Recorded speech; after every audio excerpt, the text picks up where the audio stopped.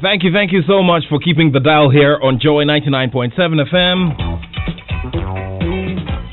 You're listening to Nathaniel Attoh, and I'm the host of the Joy Sports Link. This is the longest running sports program on this 25-year-old network, and what can we say? Thank you.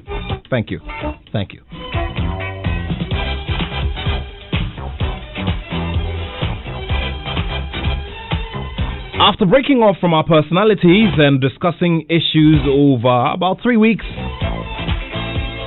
we're back to those big conversations here on the Joy Sports Link, which is also live on my Joy Online TV on YouTube. Greetings to all of our friends joining us from here in Ghana and around the world via my Joy Online TV. Remember, if you want to join the conversations, it's +233 244 340 437, +233 244 340 437. Joy 99.7 FM.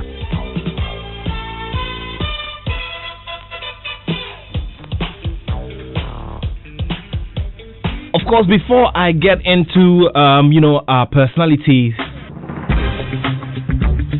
and what we should be expecting for the big conversation today, you know how we always do it.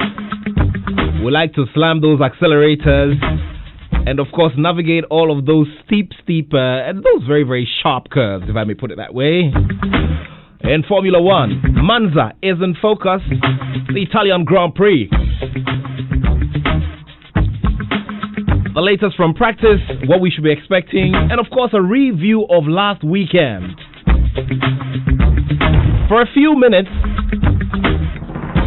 we had a Lone Ranger, but there's a last-minute intervention. So Toyin Dania and Ni Ahmad Dagadu are with me here in studio. Lady, gentlemen, welcome. Oh, and now it becomes gentlemen. One of that day, one infanticipin boy. All maxed up and all bald as well. Quite a number of bald guys in the studio today. What's happening? It's always a pleasure to be here on the dial as we bring you the Joy Sports Link. And so later on, I'll be telling you about someone who's gathered loads of experience here on the domestic scene here in Ghana. Of course, in terms of tasting football outside of the jurisdiction, he's had his bit. But he has a wonderful story to tell. And he has had the privilege of wearing the captain's armband for every single national team of Ghana. Well, if you haven't seen our posters, then you might want to keep guessing for a little bit. This is the Joy Sports Link. Welcome to the show.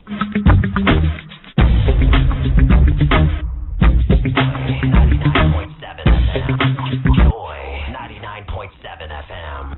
Ladies, gentlemen, thank you very much for your time. It's great to have you here in the studio. It's always a pleasure to be in your presence. Great. Hey, Charlie, so Niama Dagadu is my senior from Red Church School, and when he's always in a hurry to give me shouts, I'm very careful. It may come as a surprise. You never know. No, not at all. All right. It's great to have you, like I said. Preparing for Monza, the almost L-shaped course. Well, but before that, let's go into last week. Toyin, tell me about last week and, the kind of adrenaline and the thrills that you experienced at the viewing party. Last week was something else, and I agreed with Lewis. Bring on the competition. I mean, this is just a whitewash. It's just too easy. It's too easy. These guys need to step up. Okay. Oh, so you're carrying these quotes into this weekend's race? Absolutely. That it's too easy? It's too easy. It's becoming boring. Okay. And I don't want to have a contest. Half of the time. I tell you. Okay. And we don't like that. Even the Hamilton fans who are who are seeing that. Oh, okay. We want him to win and annihilate them. Okay. Just like when the tire got burst and he had to, on okay. three wheels. Exactly. Okay. I mean, our champ is a real champ. These ones are just. He needs competition and can't even get it from his own teammates. Oh my goodness. Mine is in some other stratosphere. That's why we love him so much. But we need competition. Okay, so equaled the record number of podium finishes you know, and now he's chasing the title for the rest of the season. Of course, this season has been very, very eventful because of COVID-19, and of course, for me, the high point for me, you know, is when the front tire got burst, and he had to run on 3 wheels up to the checkered flag. I mean, that for me is a big moment of history. I mean, it's just something else. Okay, so guys, Nee, tell me about your level of frustration as well, seeing, you know, that one-sided trend, you know, in the races. It's reached a point where once the polls are selected, you know who's won the race. So, for example, by this afternoon, I know if Hamilton is a 1 and 2 or Bottas is a 1 and 2, I know how the race is going to finish. It's either going to be a Mercedes sandwich or a double cheese. I see. Because unfortunately, you have a Leclerc who's struggling. Monza, he won that last. So let's explain it so everybody can understand us, especially those outside of the Formula One bracket. So a Mercedes sandwich is basically Mercedes winning at number 1 and finishing at number 3. And somebody in the middle. In the middle, okay. Or it's a Mercedes, somebody Mercedes. Okay. Then that's a double cheese. Double cheese, okay. I realize where your cravings. I realize where your cravings are this weekend. Okay, so Kwabna, you know, okay, it's becoming boring. However, are you making space for any surprises this weekend based on what you've seen in practice? Okay, so I agree with Tony and Neil about it having boring, but the thing is that there are new rules for Monza, right? First of all, they've turned off the party mode, right? Okay, can you explain it? Can you explain it further for us? Yeah. Simple terms. Every engine has the Eco, the normal, and then the sport mode. Very well. On a very average sports car, right? So in terms of Formula One, they've literally turned off the sports mode. Now the sports mode in qualifying is the party mode. That's what gives them that extra speed. Of course. And well, the argument was that it was going to be able to slow Mercedes down a little and make the whole thing competitive.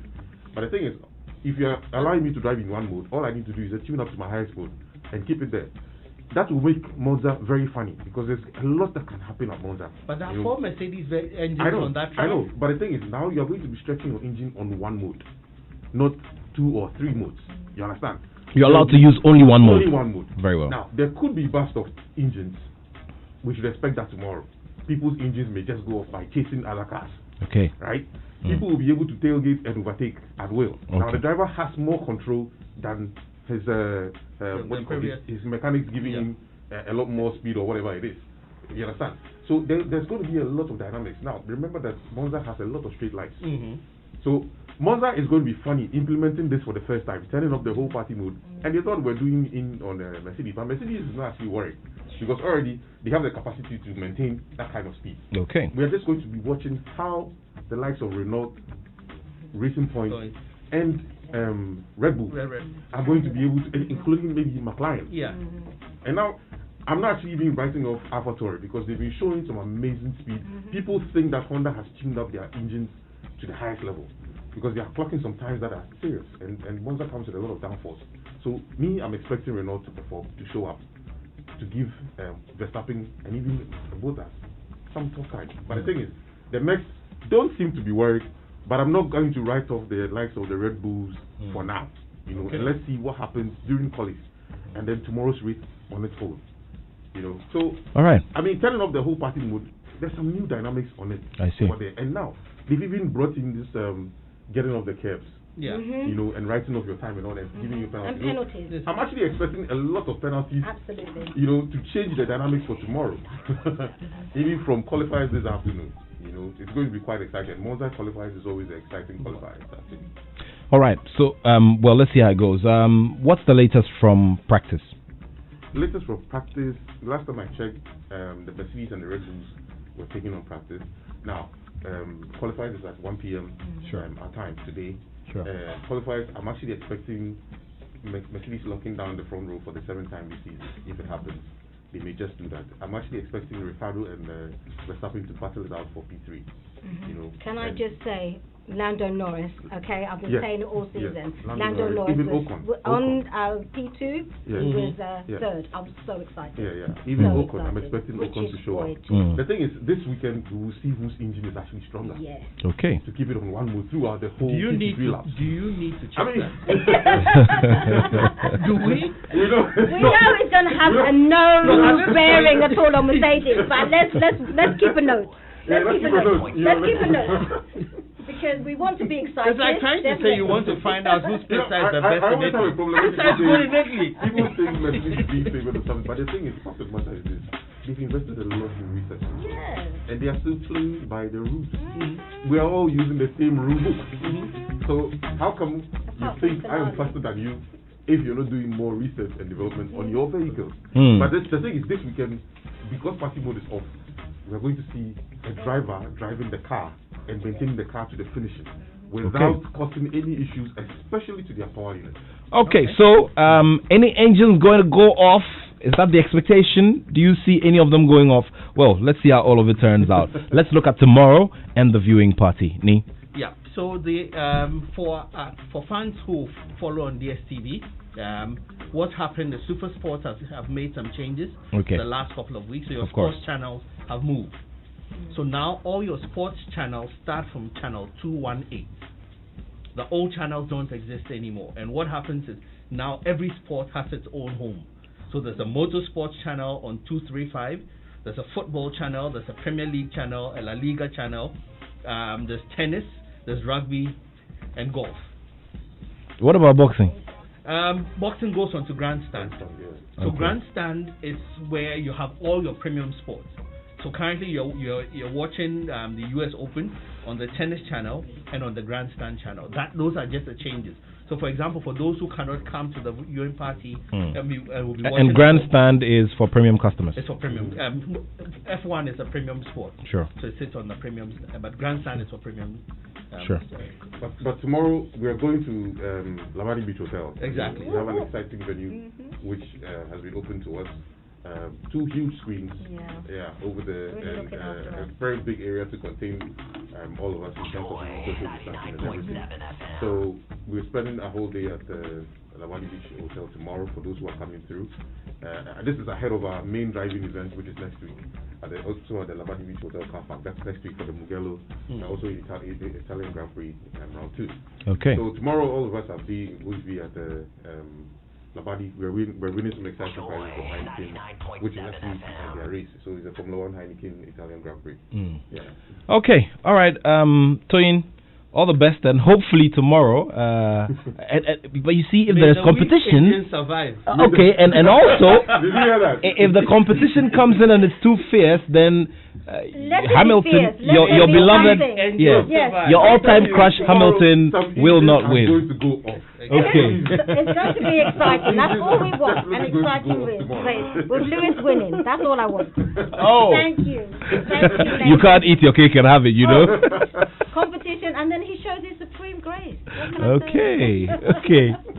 All right. Kablapoku, Toyin Dania, and Ni Amadagadu. Thank you so much. Welcome. Thank you so much. Bye. Take care. Have a good day. Sure.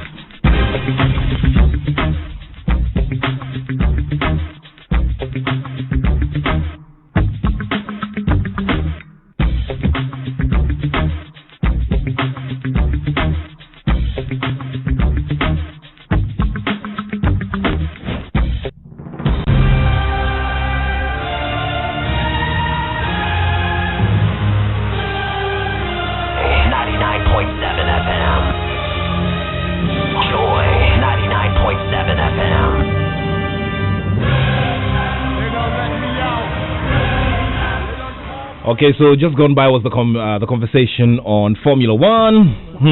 Let's see how it goes.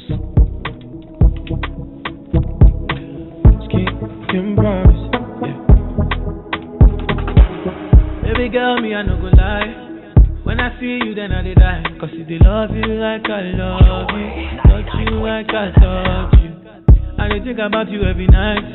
You over me, girl, I no go lie. Cause if they kiss you like I kiss you,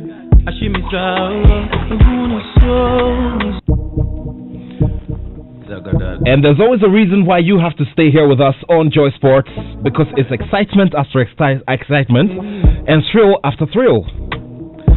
So we're bringing you the second edition of the Joy Sports Face-Off FIFA 20 tournament. And the reigning VGMA Artist of the Year, Kwame Eugene, is going up against Kwejo Sheldon. Who wins this one? A bit of bragging here on the show later on. Remember that Kwame Eugene has won major silverware in the last 2 weeks. So is he adding this, today's, title to it as well? Let's see how all of it goes later on. All of it is here on the Joy Sports link on Joy 99.7 FM with me, Nathaniel Attoh. Remember, the show is very interactive. Join us on all of our social media handles at Joy Sports GH on Twitter, Instagram, and Facebook. And also My Joy Online TV on YouTube.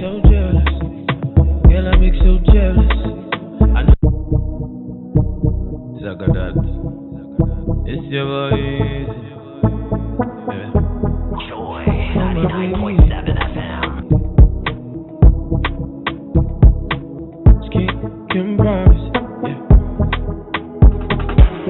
Baby girl, me I no go lie. When I see you, then I die. Cause if they love you like I love you, touch you like I touch you, I think about you every night. Alright, so I'm bringing you another big dose of a conversation here on the Joy Sports link, as I promised. And of course, this is a unique journey of a gentleman who sits across from me here in the studio. So he played for and wore the captain's armband for all the national teams of Ghana. And of course, in 1997, when the team was captained by Godwin Atram, he was his deputy. But on various occasions, he got the opportunity to lead the team. And that applies to all the national teams. You make happy without me. You teach you better than So the Tamale boy you feeling like a queen. Oh, baby. Started his professional career on a high, featuring on the Under-17 stage at the World Cup. And when he became a professional, shuffled between Real Tamale United, Kumasi Asante Kotoko, and King Faisal between 1997 and 2006. And of course, after that, he left the shores of Ghana and had stints with Romanian side. It was a Divisa A side. CSM Krasaul. Piata. Okay, so I would have the pronunciation correct. Of course, he joined in summer 2009, and at a certain point, he came back to King Faisal. He also played for Accra Hearts of Oak for a season and wrapped up once again at King Faisal. So clearly, he was an item on the domestic scene and paid his dues. His wealth of experience cannot be understated. And of course, just like some of his colleagues, he is embarking on a journey in coaching and is in charge of Tamale City, a relatively new club which is also adding to the football traditions in the northern region, especially when Ghana is very much used to and accustomed, with RTU Real Tamale United. Okay, so Hamza Mohammed is my guest here in the studio. Hamza, great to have you here. And of course, before we start the show, I would like to say a very big thank you to Accra Hearts of Oak board member and former executive committee member of the Ghana Football Association, Mr. Frank Nelson, who offered, on his own to facilitate Hamza's travel because he believes very much in what we're doing here at Joy Sports, and would like to say a very big thank you. If he's your friend, call him up and say thank you to him. Mr. Frank Nelson Inwokolo, thank you so much for being such a great friend of Joy Sports. Hamza, great to see you. Thank you, Mr. Nath. And I trust your flight was good. It was nice. And you look good. You look the same. Nothing has changed. What happened, my brother? Tell me. I'm relating,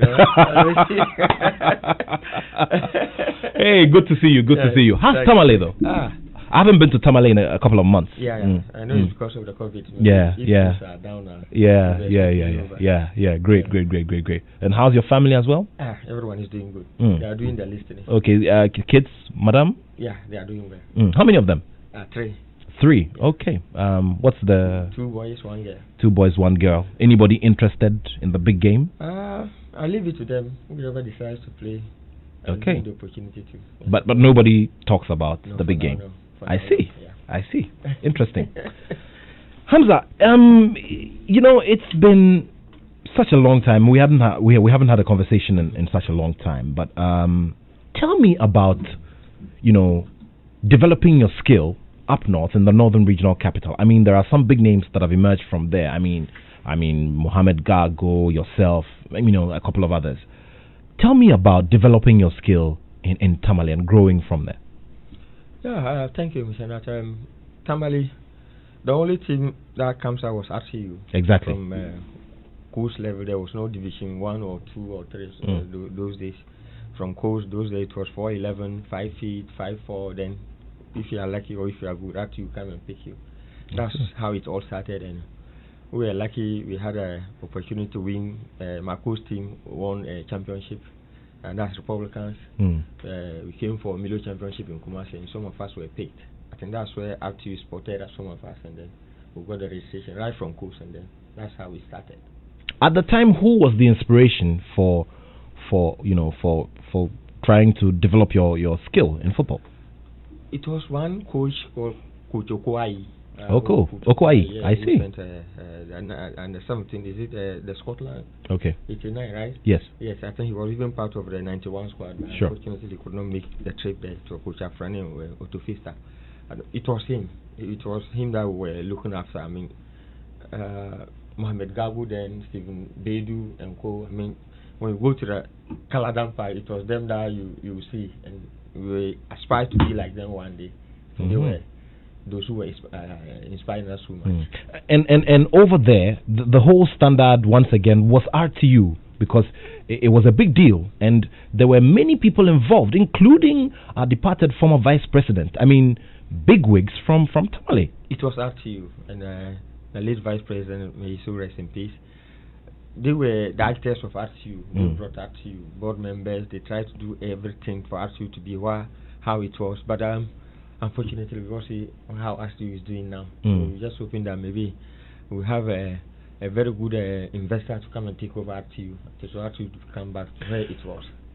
Okay, so for those of you who have had the opportunity to explore the opportunities here on the local scene and also, outside, haven't you had people come up to you and say, look, guys, this is your club, this is your property, you guys need to go back.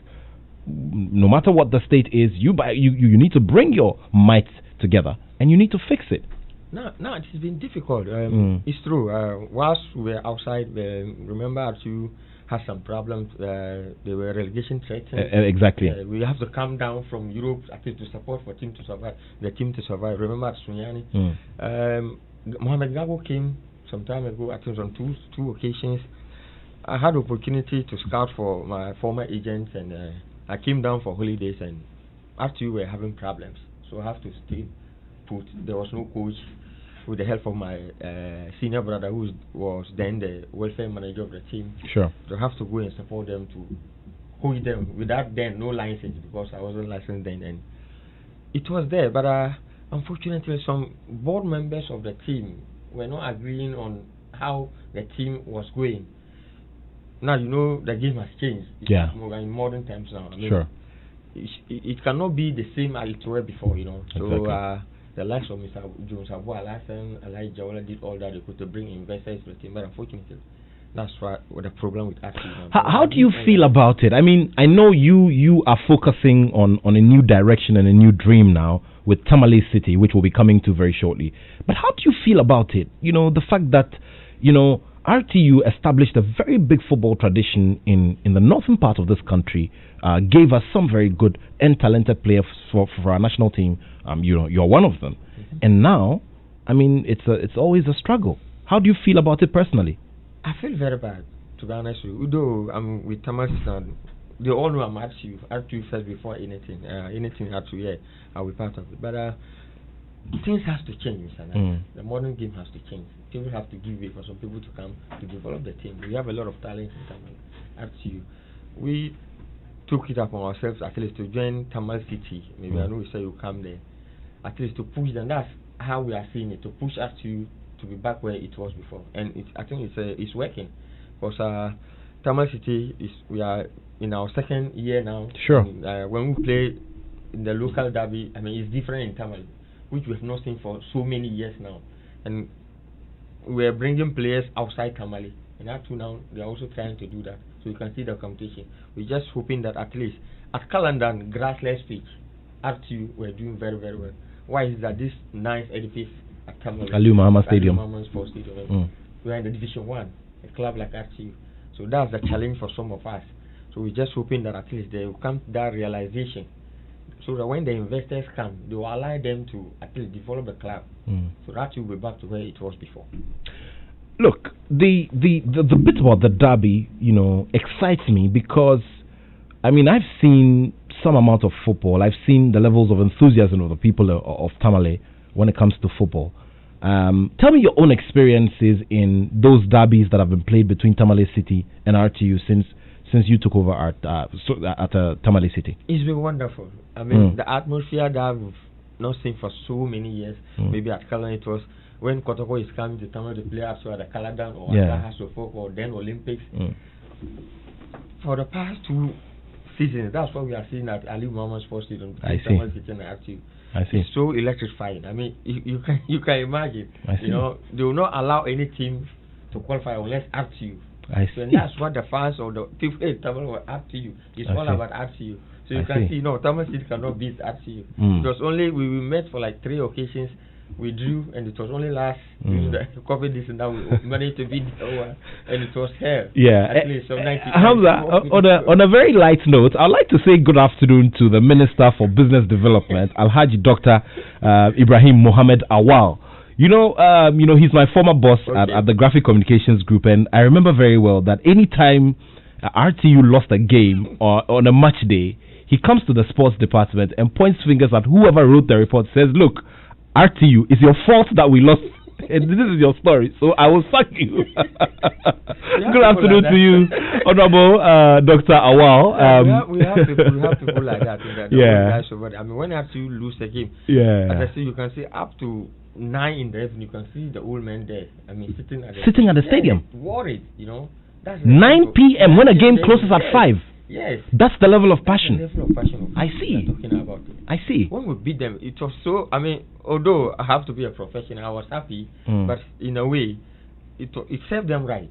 So for them to come back to that realization that football has changed. They should allow people to come and invest in their team. That will be where it was today.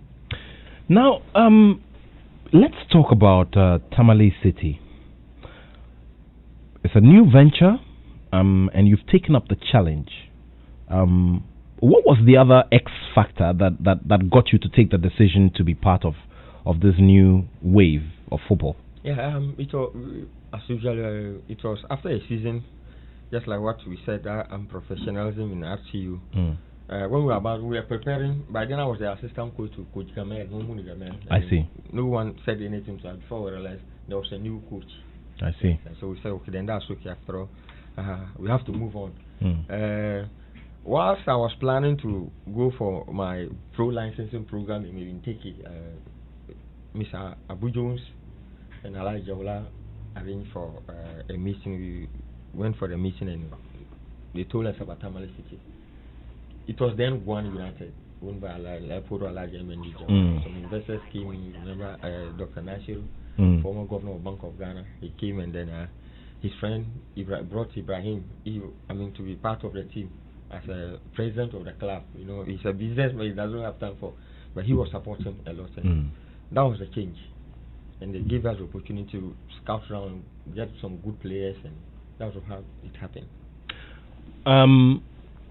What's the target for you in the short term? Maybe like the next 2 to 3 years. Well, when they came on board, we were then here in Accra, Legon for our pre-season. What they told us that they want us to go straight for Premier one time. Once in one season. One season, and that was what happened until this number 12 thing came, because we were leading the park. So left with some few matches, and we were leaving about 12 to 13 points. So we were almost there until the number 12 came. and to destroy everything. Let me put it that way. And then we didn't relent on our efforts. The second decision too was the same thing. We started nicely. We were second on the log, and then Mr. COVID also came. So the aim is just to go straight to the Premier. Because we thought maybe if we push active that way, definitely. We know definitely when we go till the end of the season, we will make it. Judging from the zone that we are coming from. And then to ginger up to, actually we can have another 2 clubs internally.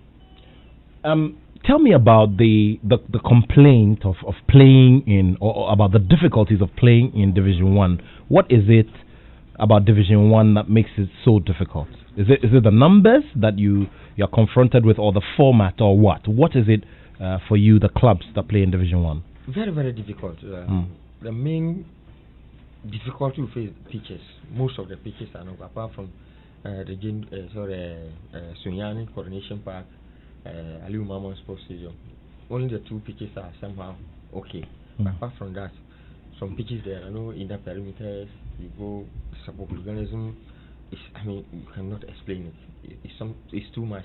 It's too much. Give me one example of something you encountered which stood out in terms of the. Our first season, we went unbeaten. Okay. We went to Nkwaranza, and then they were bent on. Beating us, whatever they have to. Win that game. It was difficult. They could not.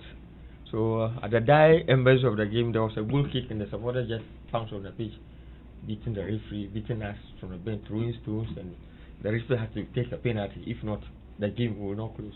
So we're even begging. Just get a penalty against you. Yes. Just so that the home fans will be calm. Yes, I see. To satisfy them. We were even meant to just take it because our lives were in risk at that time, So the supporters came in, beat the referee. And when was this? That was the last 2 years. Last 2 years, I see. Yes. I see. So finally, that was what happened. So and you were relieved that you were beaten. Yes. So because your lives. They stopped everything, jubilated, and we ran to our bus and then just fled away with the referees and match officials. Wow. It's terrible for the Division 1. It's very, very so I hope the FA will take care of that and look at that one. It's very important. If you just joined us, you are hearing the voices of 2. I'm sure you're used to mine. Mine is pretty regular on this dial at this time on a Saturday. But the other one across from me is Hamza Mohammed, ex-Ghana international, who has seen great moments here on the domestic scene as well. He is now a coach, looking forward to doing great things with the relatively new Tamale City FC. He's captained. He's had the opportunity to captain every national team of Ghana. We'll be talking about all of those here. But of course, send me your great memories, what you remember of him on the pitch and all of that. The questions, all of them, via our WhatsApp platform. It's +233 244 340 437. +233 244 340 437. Also remember that Joy Sports Face Off, the second edition, is coming off later this afternoon. It will be on my Joy Online TV as well. The reigning VGMA Artist of the Year, Kwame Eugene, is coming up against Kwejo Sheldon. Who wins this one? I would have some big talk here in the studio later on as well. But for now, we're focusing on Hamza Mohammed, the player turned coach, who's now doing new things. Of course, we're going to be talking about his experiences in the Black Stars and playing in each national team, having that wonderful record as well. All right, now the challenge has come. You're looking forward to eventually qualifying for the for the Premier League. But how do you assess the way things are going generally with our football? With football, we've had an election. We recently had an ordinary Congress. There was a case that was taken to FIFA, has been thrown out, so now the FA is working. What's your assessment of what's been going on so far regarding our football development? It's unfortunate the way things are spanned out, because I think the new administration came and we also how they started. I think the game was getting bad. There was some kind of excitement in there until the COVID came in. I'm just hoping that these challenges will go and then we'll continue our league, because football has employed a lot of young men out there, and they are wasting off. I know of certain players who have decided to go to magazine, including some of my players at Tamale City, because there's no football. So they're doing metal work. Yeah, magazine in Kumasi, you mean? Yeah. Okay, so they have just decided to go settle there and make a life. Yeah, make a life there. I see. I could call some of them. That was last week before. To just to inform they should get prepared. Maybe very soon the league will back. Are they willing to return?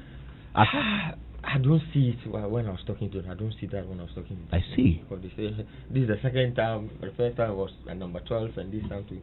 And nothing is coming. There's no investment. They've not invested somewhere. So if they can be getting at least something for their daily bread, why do they have to come back to Tamale and do I've spoken to a few clubs and a few, administrators here on the show. I mean, this is since March. We've had many conversations. There are clubs who maintained, the salary structure. They didn't touch it. There are those who had to make some cuts in agreement with the players.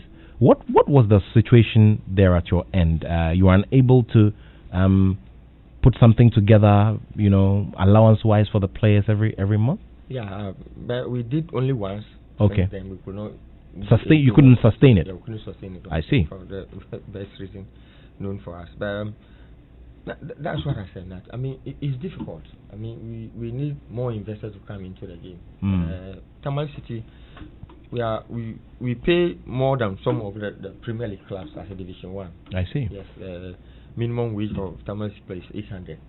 Wow. Yeah, yes. 800 Ghana cedis. Ghana cedis for Division 1. I see. So you can see how it inspired or it motivated them. That's what Tamale City is where it is today.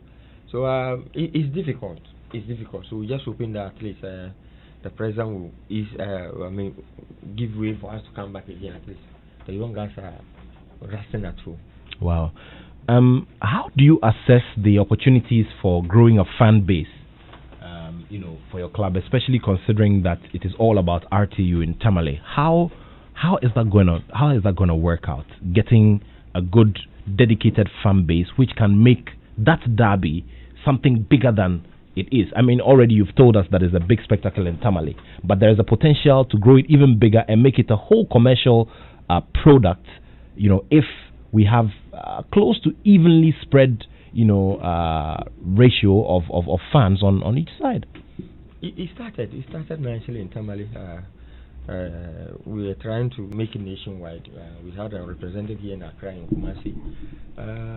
But something didn't happen in our live game against RTU. Okay. RTU, we took most of their supporters when we played the last game. I see. Oh, yes, because the way we branded Tamale City, they saw that we are in for real. I mean, they've been hungry for Premier League in Tamale since. Then they saw that we are there, we are prepared, and then it looked like we were going to qualify. So during the last derby, for the first time, we took all the supporters more than I see. Yeah. But how sure are you that they're going to be loyal? That's the thing. They've been giving pressure. When are we resuming? When are we resuming? When are we resuming? So we are hoping that maybe it will be more than that when we resume the game. Okay. All right. So let's get into some of the messages now, and there we go. Remember, it's 0244 340 437. 0244 340 437. Just make sure that you prefix with +233, especially if you're outside Ghana. Hello. Nat, thumbs up for this program. I'm happy to hear from Hamza Mohammed. He's a very disciplined player and very tactful. I loved him when he was a phobia player. Ni Adefiu from South Odoko sent this one. Thank you very much, Ni Adefiu, and we're glad we always have you listening to the show. Hi, Nathaniel. I've never forgiven Hamza for that penalty he missed against Spain at the 1999 FIFA Under-20 quarterfinal. Please ask him how he felt that night, and if his colleagues bashed him for that loss in the dressing room afterwards. This is from Kelly Inosu. Kelly will answer that question in a bit. But remember, it's +233 244 340 437.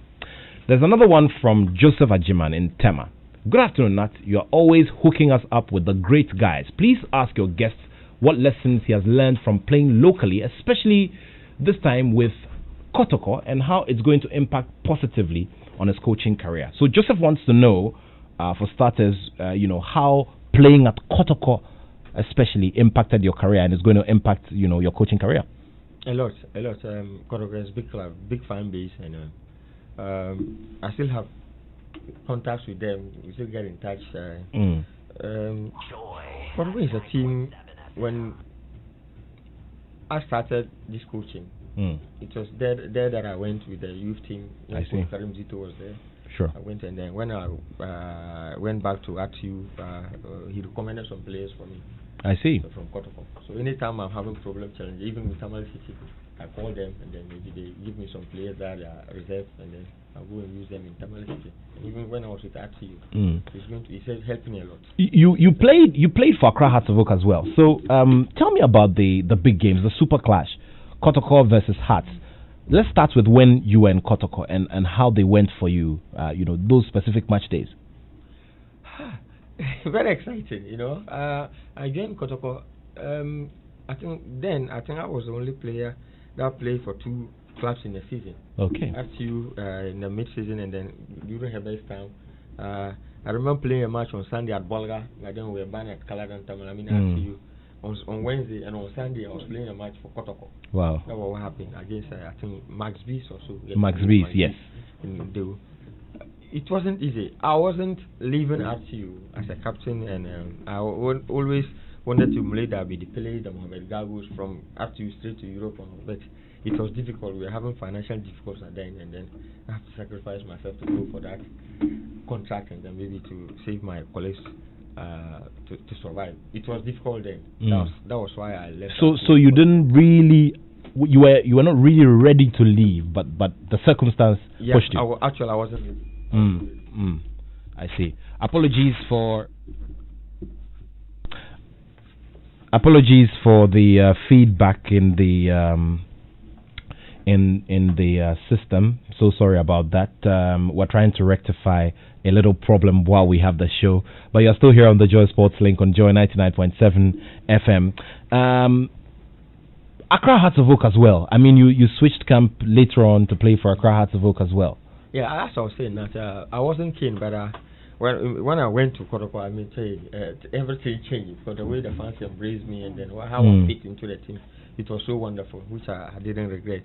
For Accra Hearts of Oak, I played for Attoh for like 12 seasons.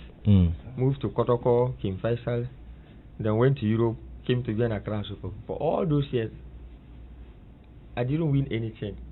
A league medal or any league trophy. And it was not frustrating for you? Very frustrating. Very, very, very. So no, I can't end my career with all these big clubs without getting a league medal or so. So I just thought, no, let me come and join Accra Hearts of Oak. So I came and joined them for a half season, and I think we were the last to win the trophy for Accra Hearts of Oak. That was the Glow. Virgin Cup. I remember very well. We won it. Wow, that must have been a lot of relief for you. A lot, and it means a lot to me. If you were still playing football and had the opportunity to play for any of these clubs, which one would you go to, and what's the reason why? This is a difficult question. I wish maybe you add up to you, so I'll just your active in the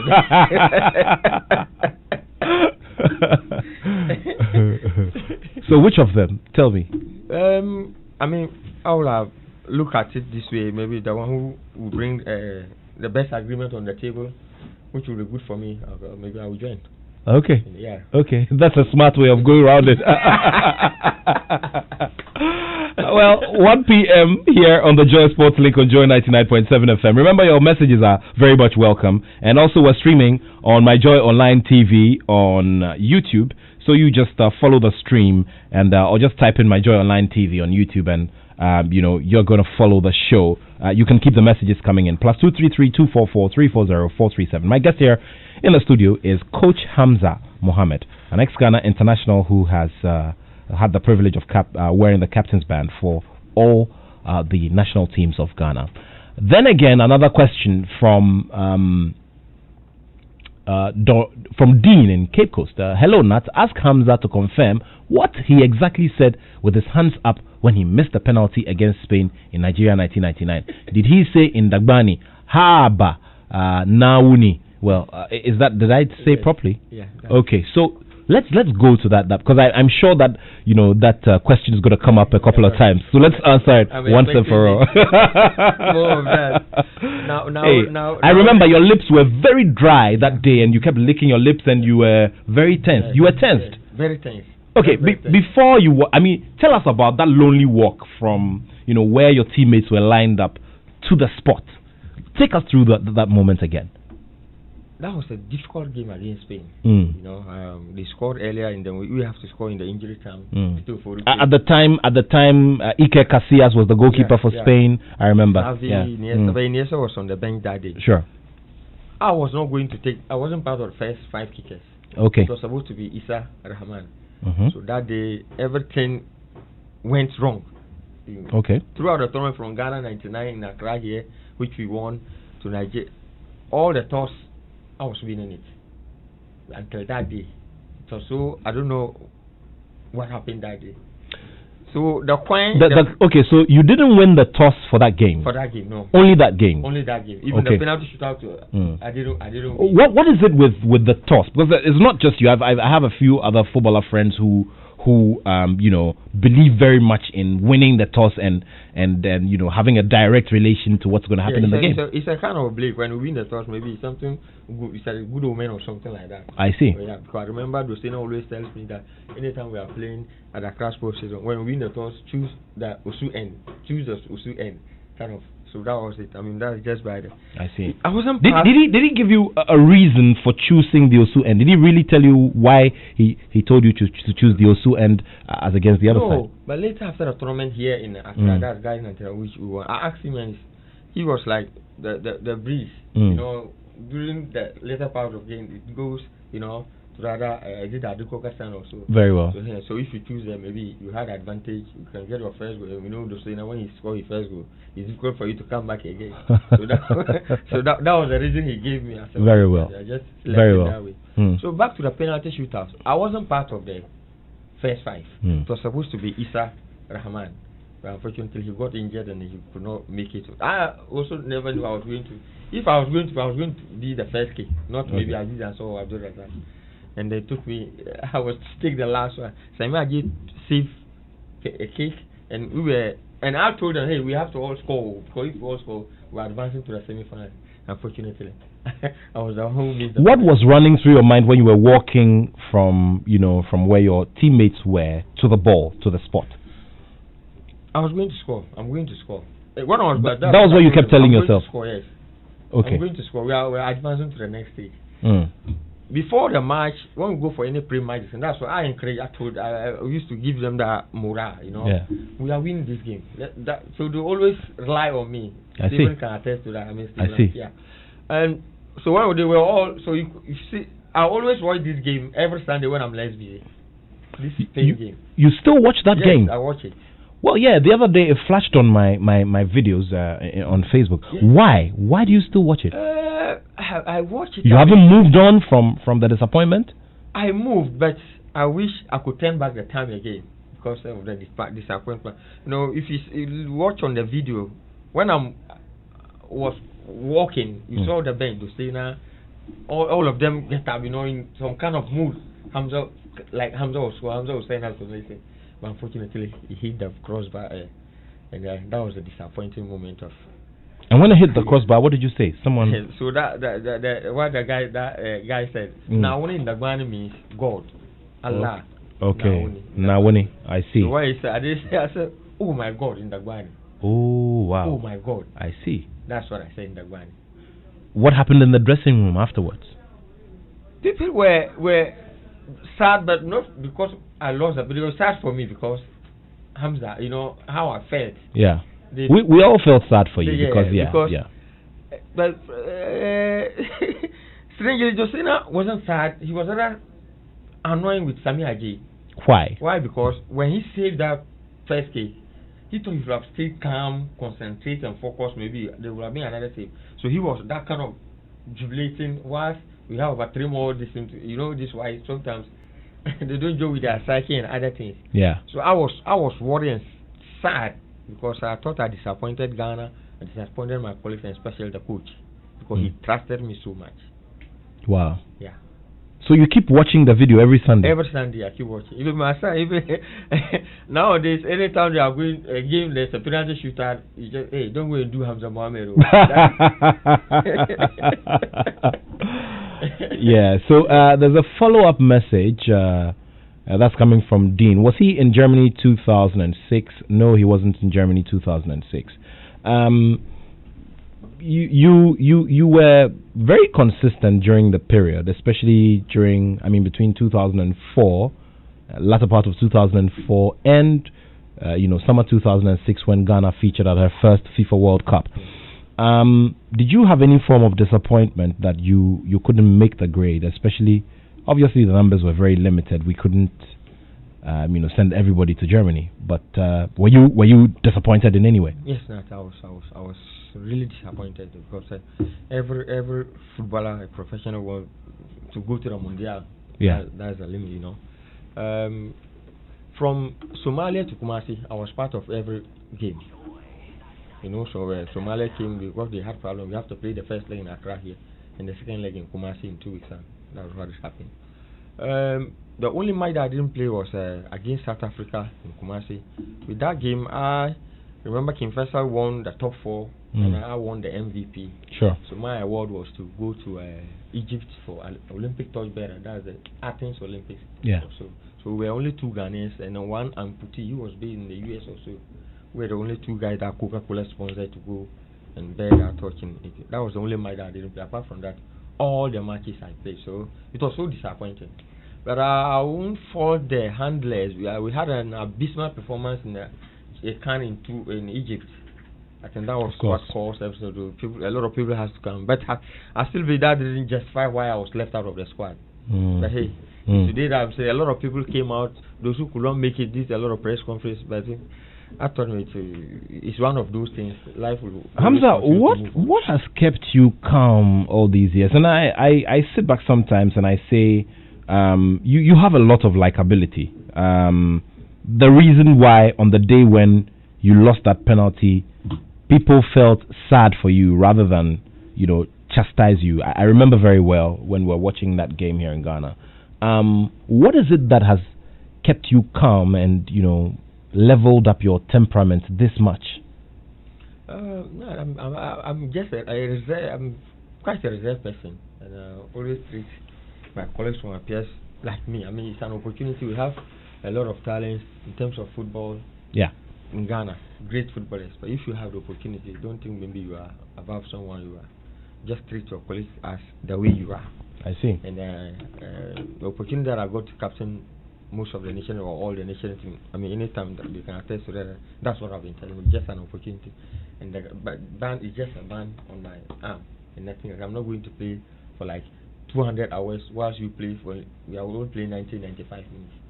Just make sure we are all together and then just make everyone happy.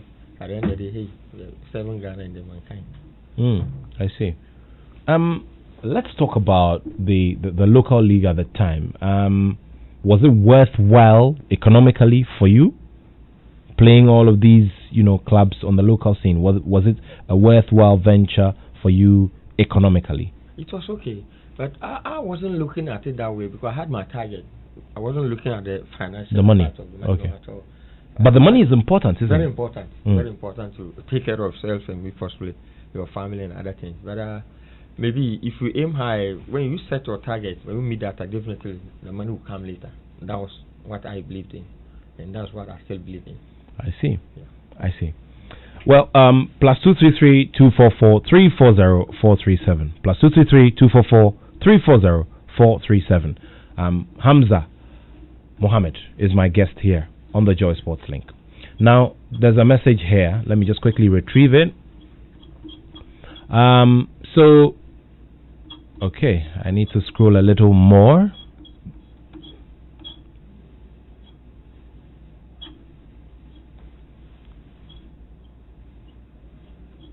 All right.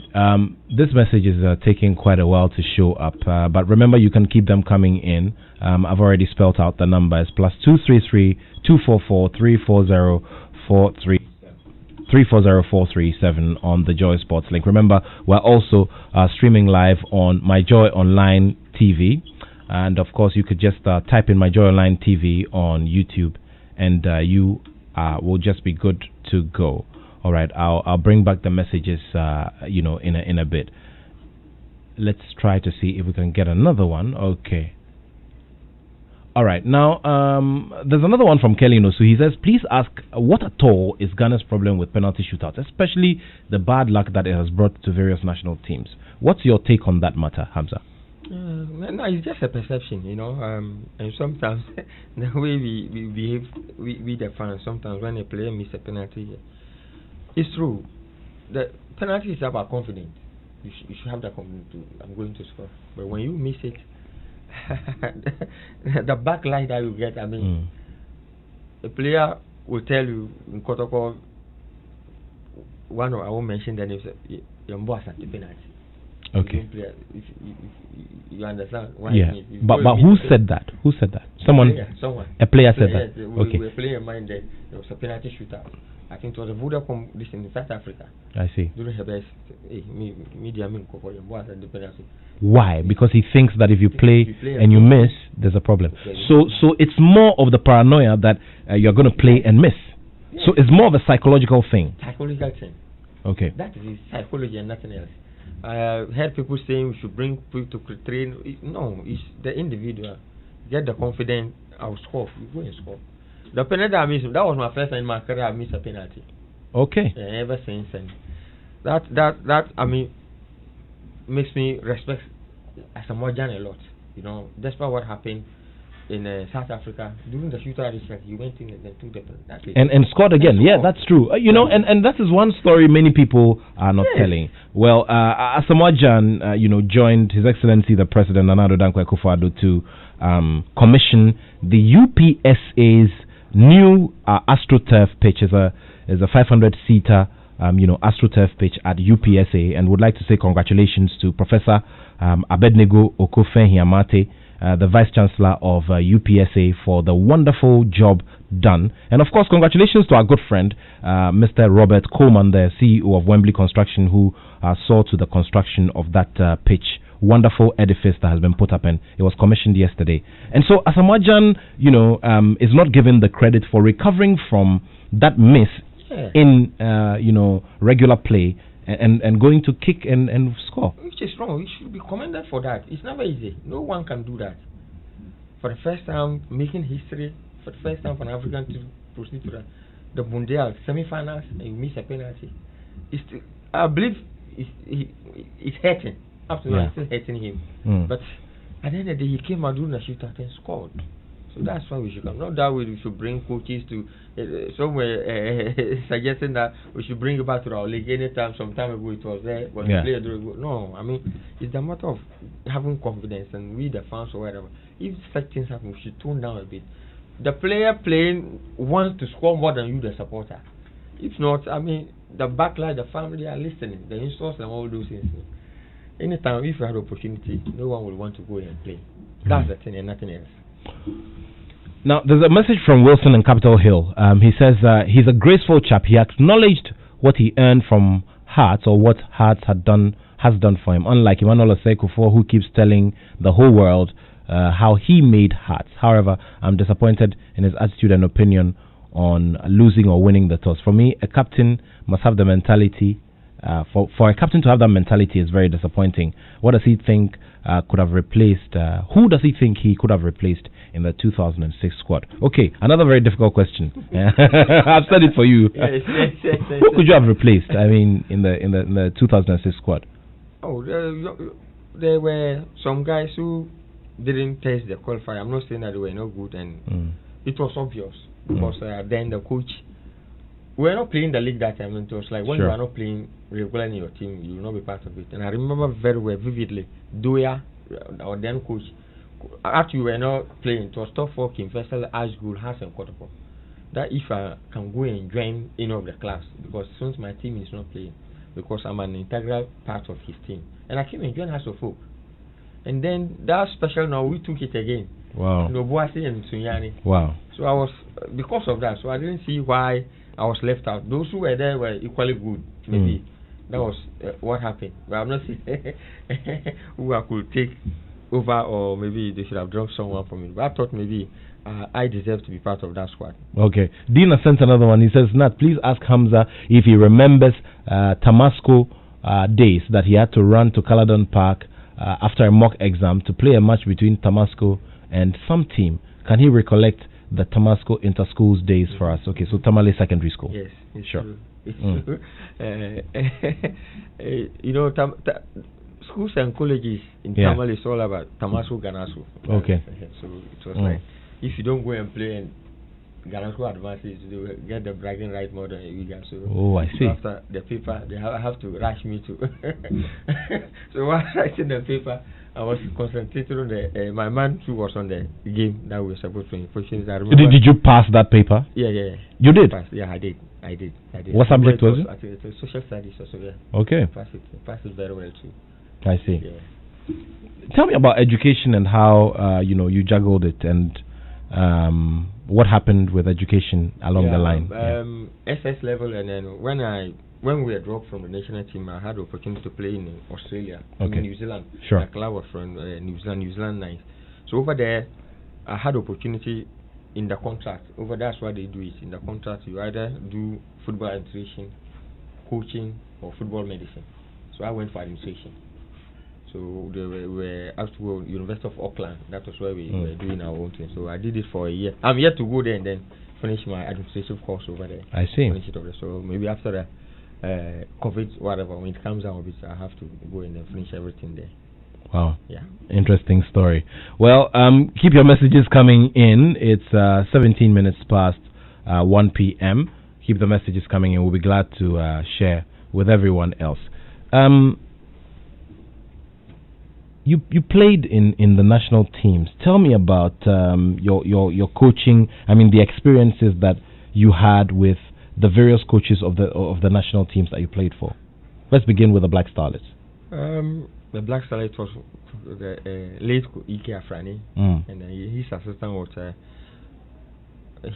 Paul Latte. He was around this place. Sure. They are all gone now. Yeah. They are so rest in perfect peace. Amen. I've learned a lot. Every coach that I went to, I tried to learn something from the pre-match discussion, from the post-match discussion, all those things that we used to go for. Especially when we go to the senior side, the Black Stars, from the Metals to the Black Stars, and even from my foreign team. Whatever they describe on the board before the game, I make sure I go for it, just to get my notes and all those things. I never, but initially, my mind was not to be a coach, because I always said I can't be a coach because I don't want to be biased. Wow. You attempted sometimes to be biased and other things. But until the opportunity comes, let me just grab it and see what happens. Unfortunately, I have most of the coaches, their tips, how they prepare the team, their training, all those. So it's what is guiding me. I see. So you took notes. You actually took notes during the period. A lot. I see. All the coaches, most of the coaches that I went work under, I have a lot. Wow, interesting stuff. Take notes. Take notes. Tell me about the lessons learned from playing for the Black Stars and playing for the other national teams. Basically, I mean, what are the big pickups, big takeouts from these experiences that you had with the national teams? The experiences, always think of the nation first. Because the nation that gives you the opportunity to defend the nation of Black. As I always say, we are about almost 30 plus. We have the opportunity to. You mean 30 million? 30 million plus. We have the opportunity to don the national class. To be thankful to your word. That should be the first thing before anything else. That's what I believe in. From the youth level, we are not thinking of anything. Maybe we saw the Mohammed Gabus, then that we depleted. Some of us were just trying to aspire to them where they have reached. That for some of us, that's especially me. That was my main aim or my main target, at least to aspire. I always believe maybe when you do something, do it very, very well, differently, the rest will follow. So from the youth level to the senior level, that was what we aspired. At least, if I play under 17 World Cup, like different, I'll make sure I play the World Cup, the senior World Cup too. That was it. You played under Stephen Appiah. Tell me what your relationship with him is like, and what kind of atmosphere you guys had in the Black Stars camp at the time when Stephen Appiah was your captain. One word, great guy. Stephen, great guy. I met Stephen when we were under 15 to Winnipeg. We started from under 15, the Lion Kingsons, Aziz Ansar, Gordon Atram, Christopher Plate. He came to join us. By then, Ecuador squad, the 1995 squad too was there. His skill and the way he was playing, he was far ahead. So he was moved to the Ecuador, Abu Idrisu, Audi Sakes. He was moved to the squad there. Since then, he didn't look back. Since then, you can see this guy. Stephen is just a great guy. Let's just put it that way. He's just a great guy. I captain him in under 20, and in the senior side, he was my captain over there. And you never grew into that space thinking that you were the most experienced player and you needed to be given that role. At all. So how do you feel about all these conversations that have gone on, since the start of the year, reminiscing on issues of captaincy and how it has cost us and all of that? When you sit back sometimes and you monitor these things, how does it make you feel? Because you've been in the thick of it before. It worries me a lot. It worries me a lot because, as I always say, that it's just an armband which you all played 1995. But we have, as a captain, or you have some qualities in there. When Stephen was our captain in the nation team, you couldn't differentiate between the local base and the foreign based players. You understand? It was lovely around him, And I was wondering why, when he was even part of the squad and we had this hula baloo about the captaincy and other things, I would say it was just unprofessional. Because there should have been a way for us to handle it. It is weighing into the team. It didn't cracks in the team. It's true. There were divisions a lot in the team because of the captain's staff. So it's high time our players, if they are listening, to think of Ghana first, and then to be a bit more professional and forget about this captainship. Then think of the masses, because this trophy has eluded for 30 last years. Since 1982. So it's high time we stop all those things and come together and then we came so close for some time now. At least if we rally around and then put our things together, definitely we are next in Cameroon. Wilson in Capitol Hill says, as captain of the Satellites at the World Cup in Nigeria, why did Lai Kingston, who was arguably the general in the midfield, play only 2 matches and then sidelined? Did he run into a scuffle with Coach Dosena? No, not at all. Not at all. Lai was Dosena's super sub. If you remember, we had Theophilus Amuzu. Sometimes I'll play from the left, and then when he knew how he was doing his things with Dosena, shifting the middle, bringing Lai to hold the ball, that kind of, especially when we take the lead. Lai is the type of agro type. You can't hold the ball and do his own things in the middle there. So not that he had problem, at all. It wasn't like that. What kind of coach was Dosena? You guys played under him. You recorded some level of success with him as well. What kind of coach was he? A great coach, my favorite coach ever. We have learned a lot from him, and we are seeing it now in our coaching. He was a father. On the pitch, off the pitch, what you should do, what you should not do, and he will make sure the training that you guys do. He can even tell you the score line before the match, if only you go by what he told you or what he asked you to do. I wish. He stayed for some time.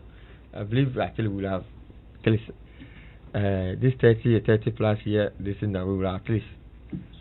So you think that Dosena was the man to rescue Ghana from that big drought? I believe so. I see. I believe so. Have you been speaking to him since he left? Yeah. You still communicate? Yeah, we communicate. How is he doing and what is he up to? He's doing well. He's in a lower division coaching now.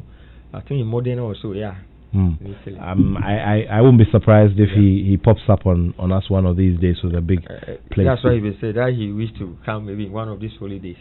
He wished to come back to Ghana. I see. 25 minutes past 1 here on the Joy Sports Link on Joy 99.7 FM. Very shortly, we'll activate the phone line so that you can join us in this very interactive conversation. Remember, our handles are Joy Sports GH on Facebook, on Instagram, and on Twitter. Of course, coming up later this afternoon is the Joy Sports Face Off Part 2 with Kwame Eugene and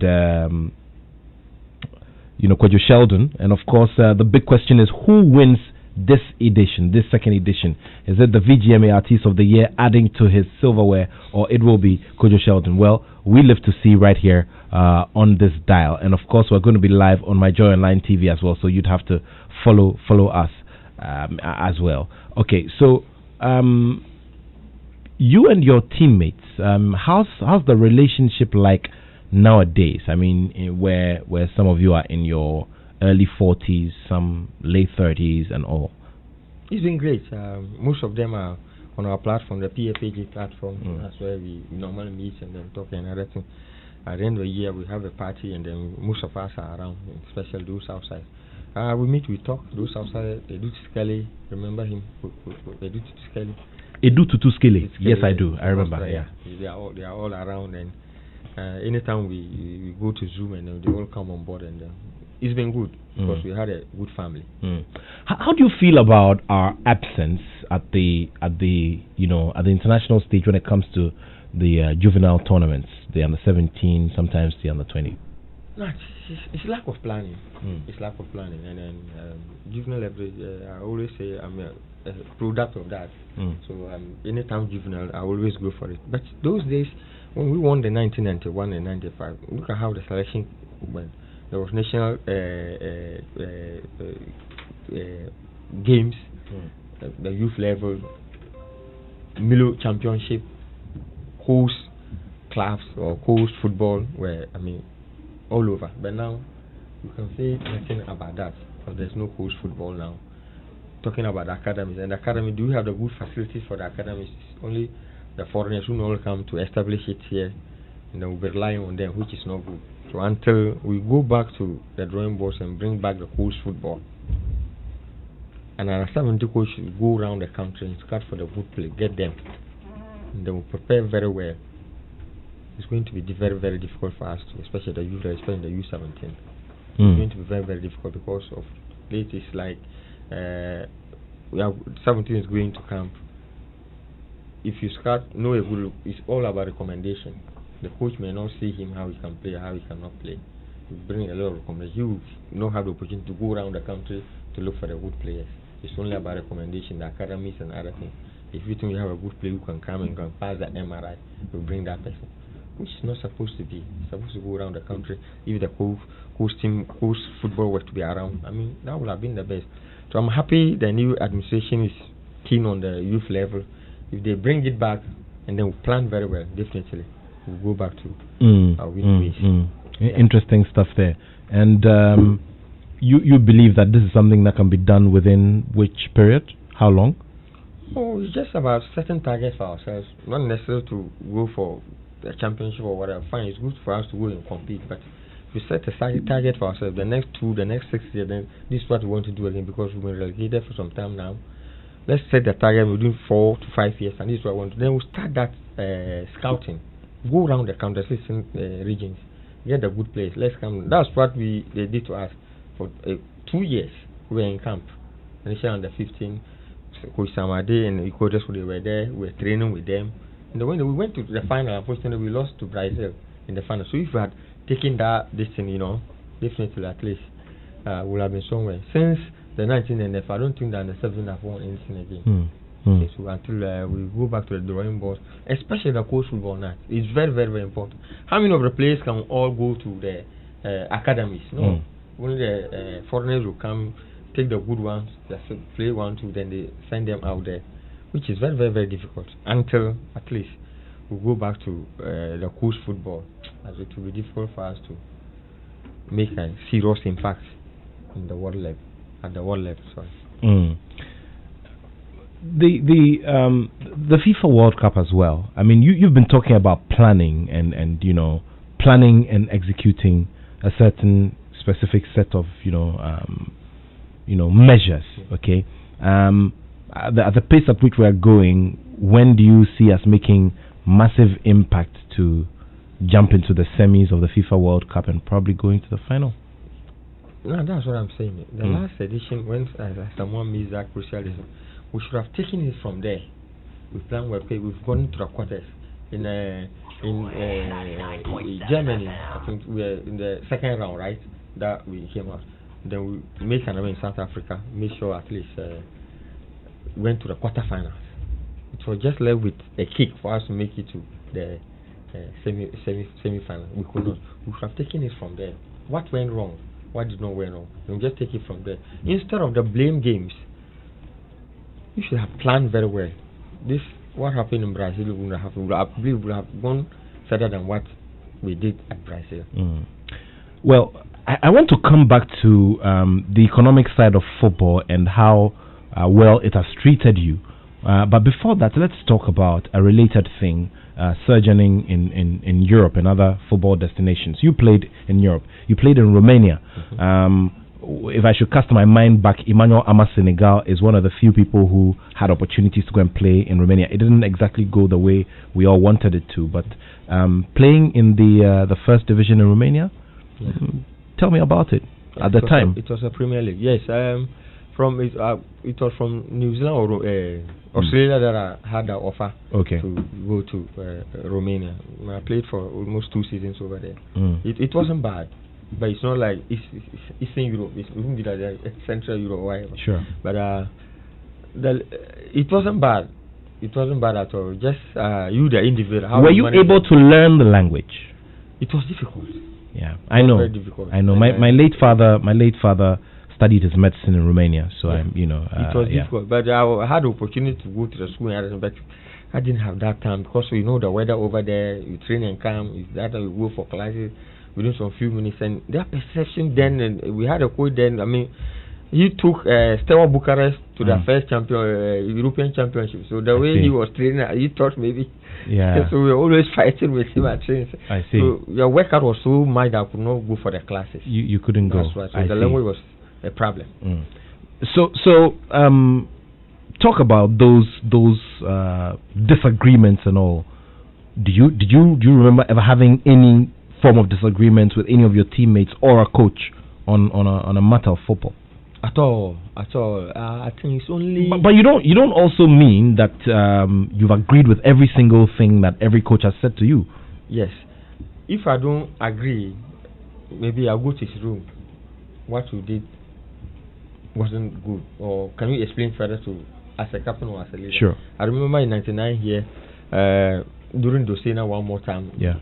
Italian, it was spaghetti throughout that room. So in the evening, some guys would sneak out and go and get their kinky, how it is over here.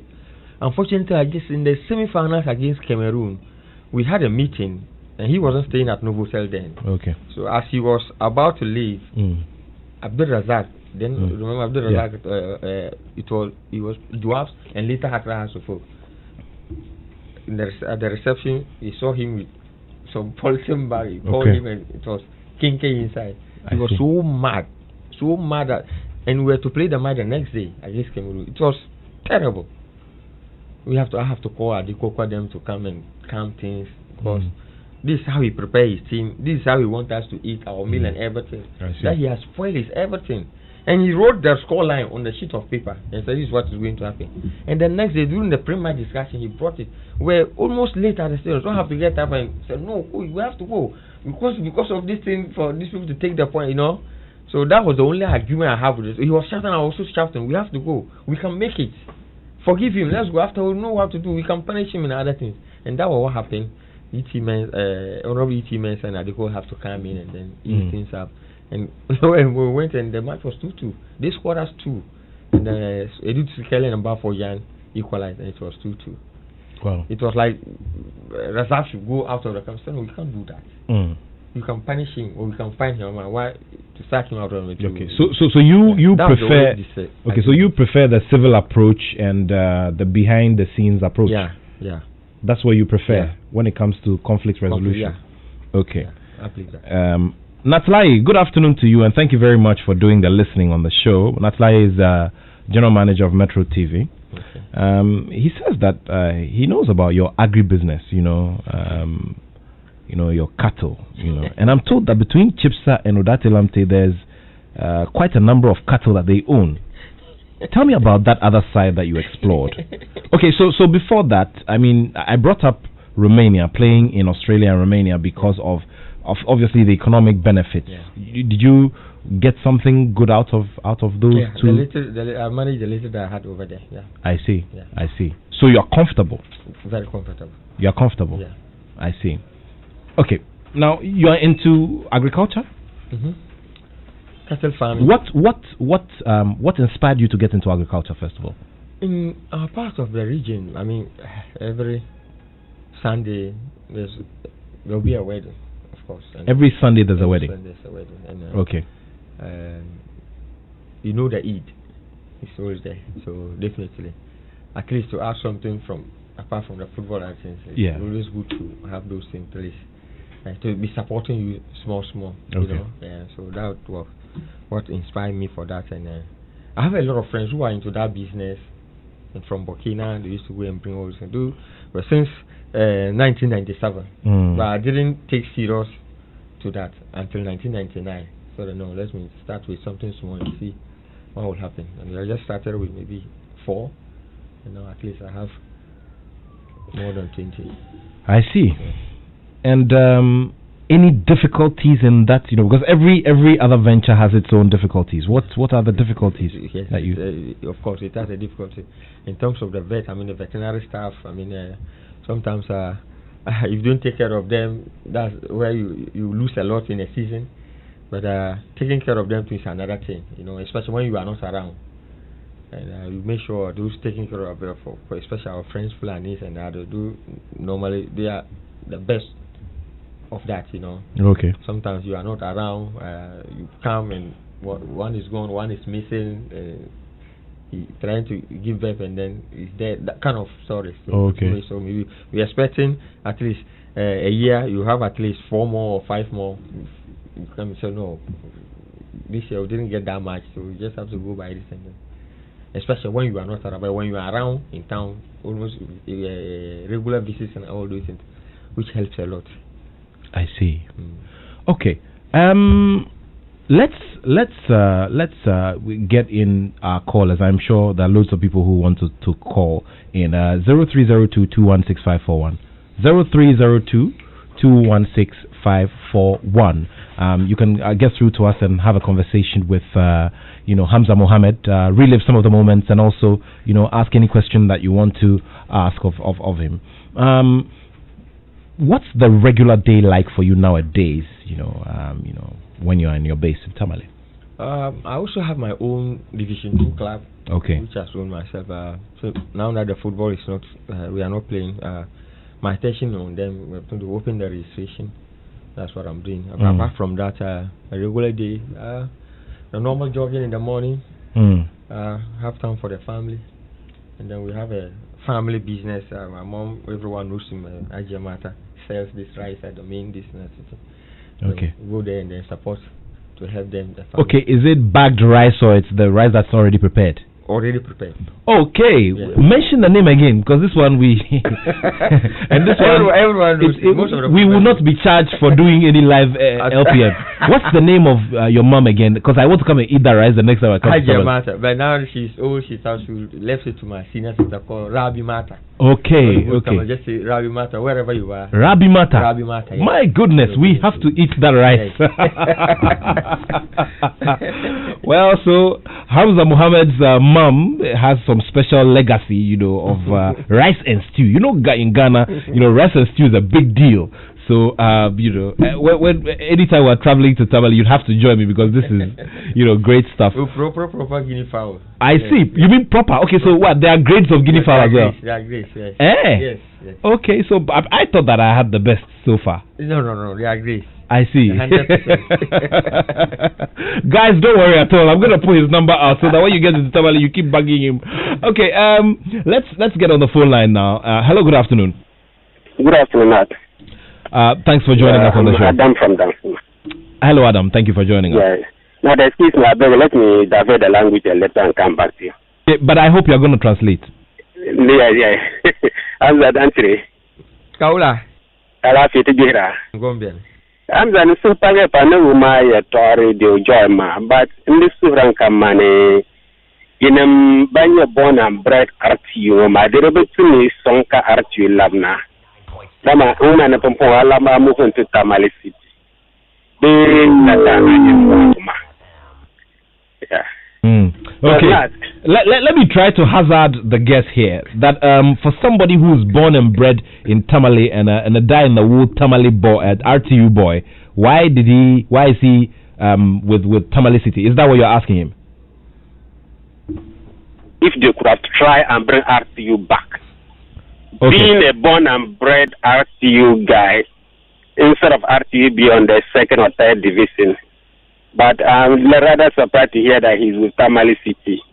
So I just want to find out from him what are they doing about RTU. Okay.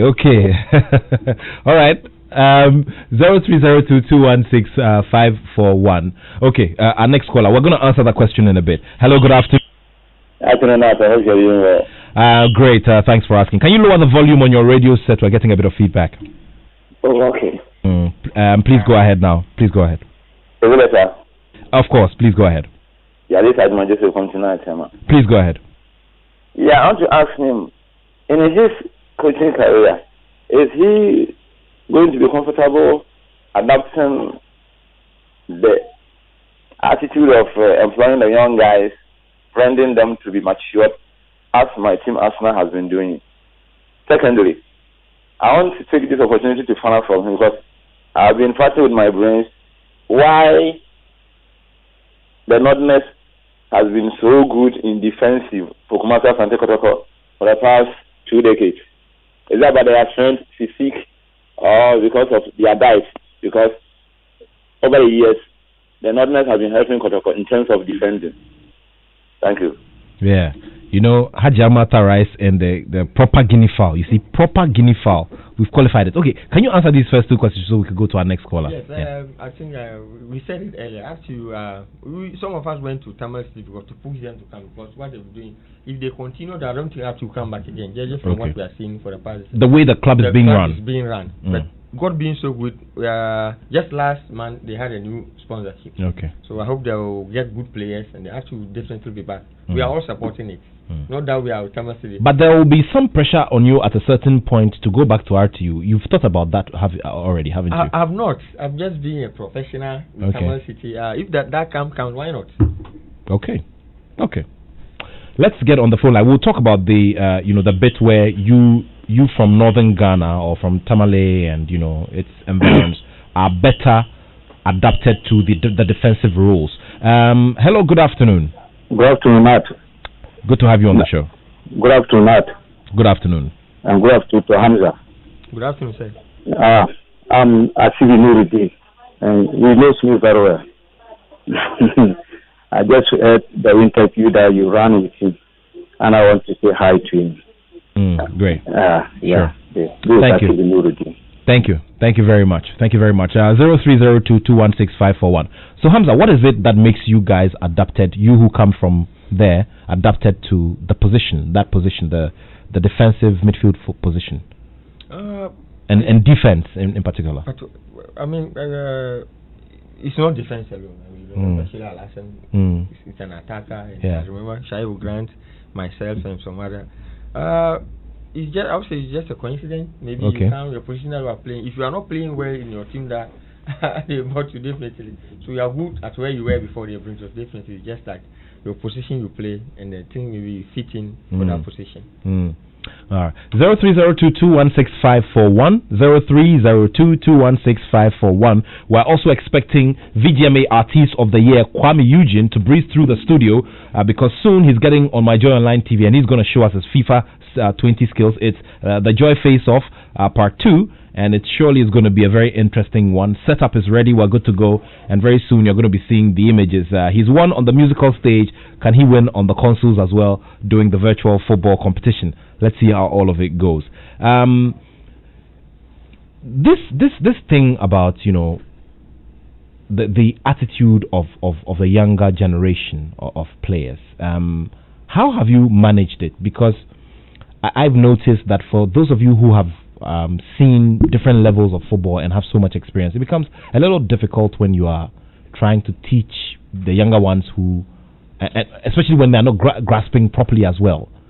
How have you managed, psyching up the younger players when you're coaching them and all of that? How have you managed that bit of the job? It's difficult. I always say, if you don't have that sense of professionalism, most of them have not been there, so it's always difficult. It's difficult. So it's about a gradual process, your experience, and how it's done. They have opportunity now, they see everything before you even talk, they can tell you everything, a club from Nicaragua or whatever, even to mention from A to Z their players. But to let them get into how they got to know their place and what they are doing over there, it's always difficult. I remember CK was telling, when he got the offer, he was saying something that, not even the young ones, even the senior players, on a match, they when to concentrate on them or when to focus on their match in the dressing room, you can see that it's not there. Even our senior players, at least an hour to a game, you don't need to concentrate on what do you do an hour to a game? I'll let you answer that question after I have sent this message or shared this message from Fifi Banson, who says he's a nice guy. We spent some good time together in Burkina Faso in 1998. He's such a humble dude. Okay, thank you very much. Thank you very much. Yeah, let's come to that. What do you do when you are getting yourself ready for a big game or it's match day? Actually, I don't joke with my 1 hour 30 minutes concentration or focus for the game. No, everyone knows that.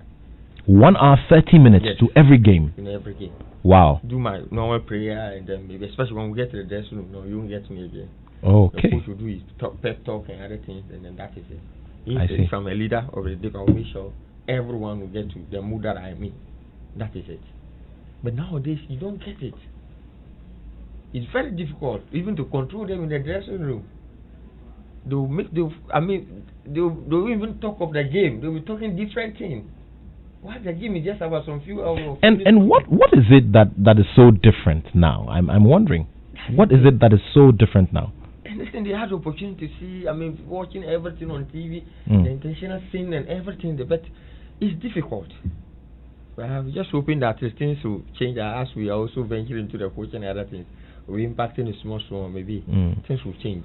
I see. Now, away from bringing Tamale City to the big stage, which is the Premier League, what is the other ambition with the coaching career? You're working on your badges as well, aren't you? I'm also, as you said, I'm working on my badges. I'm just taking it one at a time. Maybe after Tamale City, fortunately, I'm also one of the assistant coaches for the U17 and the 17. Sure. With Coach Ben Foku and Ntojan. Sure. We're just hoping that from there, then we'll take it up from there. But taking it up from there will mean it means something specific. There are those who eventually want to become coaches of the under-17 team. There are those who want the Black Stars someday. There are those who also want just clubs. So, what is the other ambition for you in that regard? Together, you need to get your badges ready. Okay. The badge that I don't think I'm qualified for the Black Stars. So sure. You have to prepare yourself very well for any eventuality. Sure. So for now, it's the U17 and then maybe Tamale City. We'll see what happens tomorrow. I see. Interesting stuff there. This is the Joy Sports Link on Joy 99.7 FM. Your phone calls are very welcome. The phone is now active. The phone line is active. It's 0302 216 541. 0302 216 541. Get through to us. Let's have a conversation together. And as I mentioned earlier, we're also having that big one that you've been looking forward to on social media. It's Kwame Eugene, the reigning VGMA Artist of the Year. He is getting a big stiff challenge from Kojo Sheldon. So the man from Fadama is the man of the moment. However, is it possible that he can get one to add from sport as well? Well, big question to be answered soon. Okay, let's do some more of the messages. Now, hi, my name is Abdul Latif Zafudo. I hope I have pronounced properly. Hamza Mohammed is down to earth. God richly bless him for that. Please, I asked him whether he remembered the mate he used to meet, the mate he meets in DR Congo in 2005 when they used to come there. Okay, he's talking about someone you met in DR Congo back in 2005. Okay. Okay, there's this other one here. Elijah Kingston wasn't a super sub, please. He wasn't the main man in the team in the African version. Please, Dosena is one of the worst things that happened to Ghana football. Wilson in Capitol Hill. Okay, well, Wilson, can you just tell us what it is that what your reasons are for making that statement that Giuseppe Dosena was one of the... You talk of the World Cup when the other question, Larry was not a regular in the World Cup, but for Ghana, he was a regular playmaker. And the final, he scored against Nigeria. It was like who scored the only goal very well next the trophy. Very well. We were talking of the World Cup. The World Cup was coming from the bench because Appiah was there, Teofilo Samuzu, and then Ajit Ansah. I see. Yes. You have played with loads of players. We always like to do this to ask about your opinion about who the best players are in the respective areas of the pitch. So in goalkeeping, for instance, who would you rate as your best of all time? In my group, I always go for Saibuating. Yeah, because I started with him and 15, 17, 20 to the Olympic team. Great. Right? And you don't see anybody who came in after him or before as anybody better? Nobody? Sami Ajayi. Yeah. Okay. The two guys that are in goalkeeping. Okay. Goalkeeping, yeah. In defense, for instance.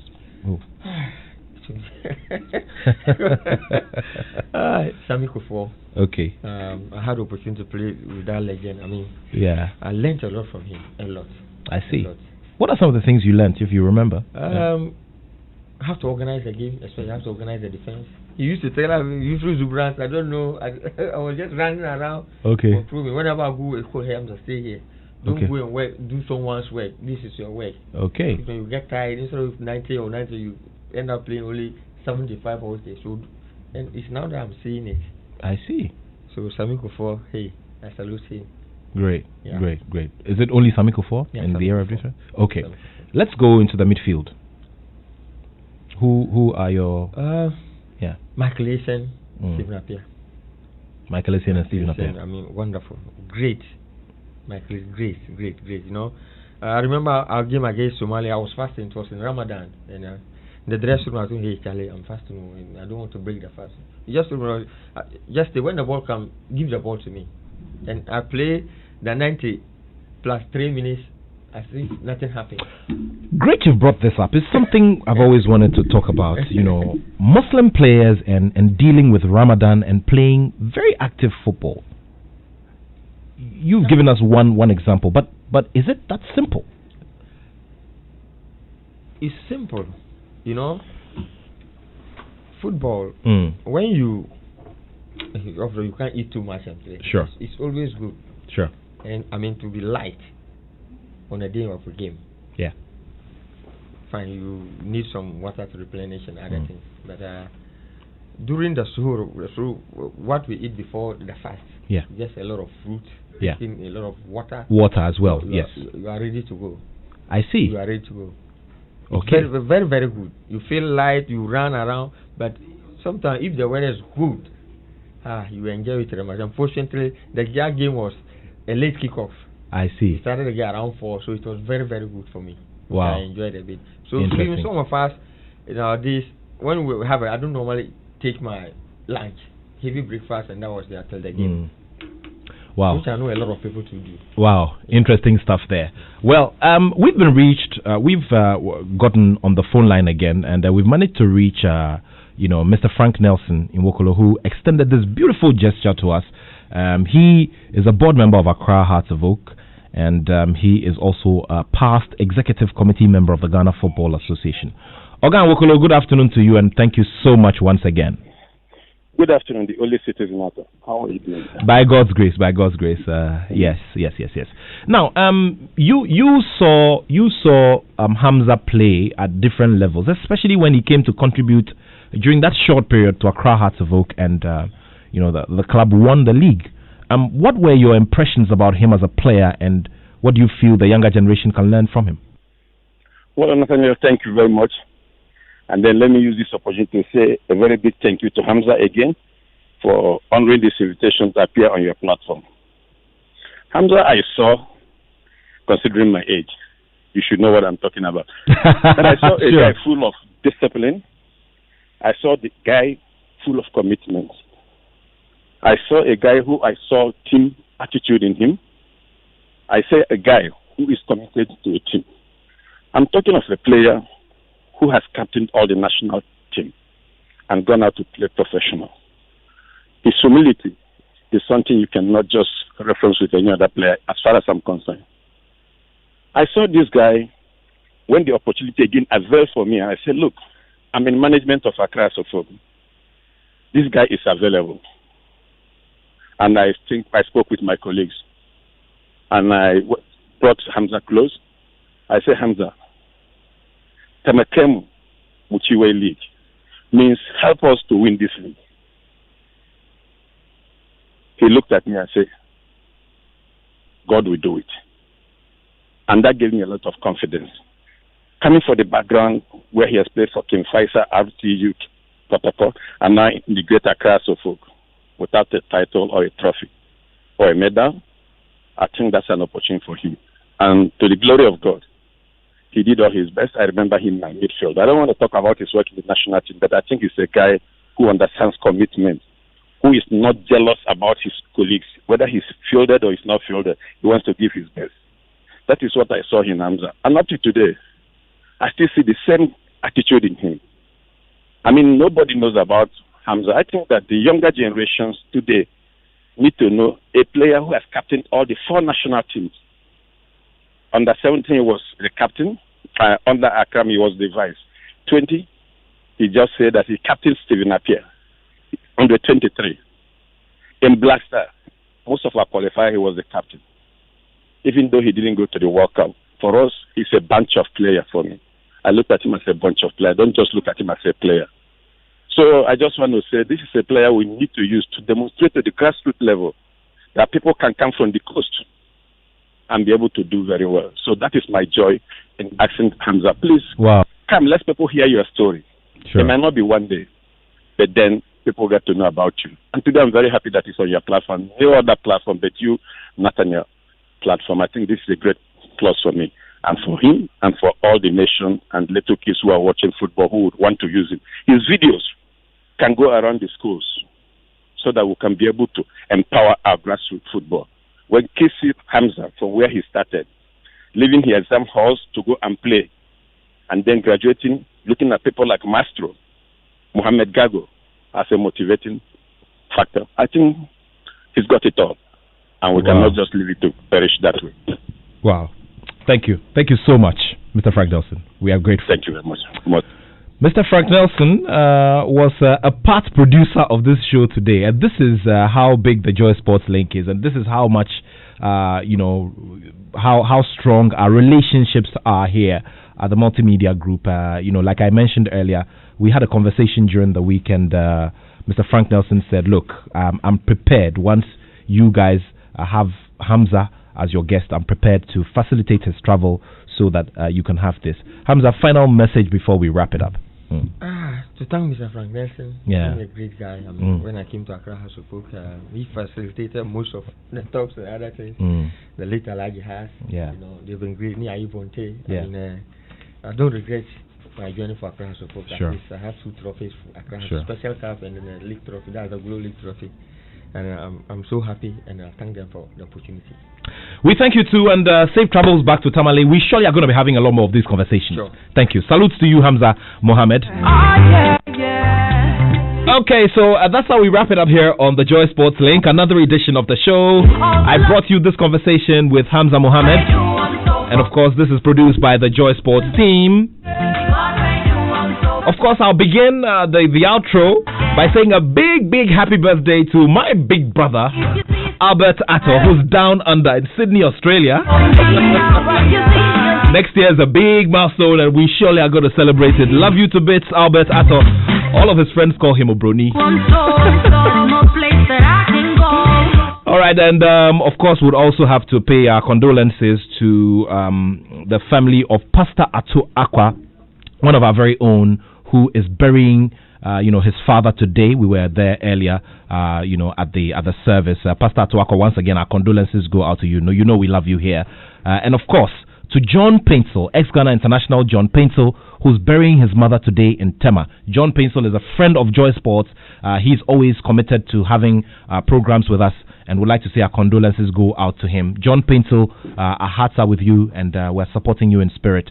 So our condolences to you once again, John Paintsel, during this very sad occasion of burying your mother. So that's it for today. I stole 1 minute of the Joy headline news type. It happens sometimes. Thanks to everyone, the social media team, camera, everyone else, the rest of the Joy Sports team. God willing, I'll be back next Saturday with another Joy Sports link. The Joy headline news at 2 is up next. My name is Nathaniel Attoh, and I have love for sport. Joy headline news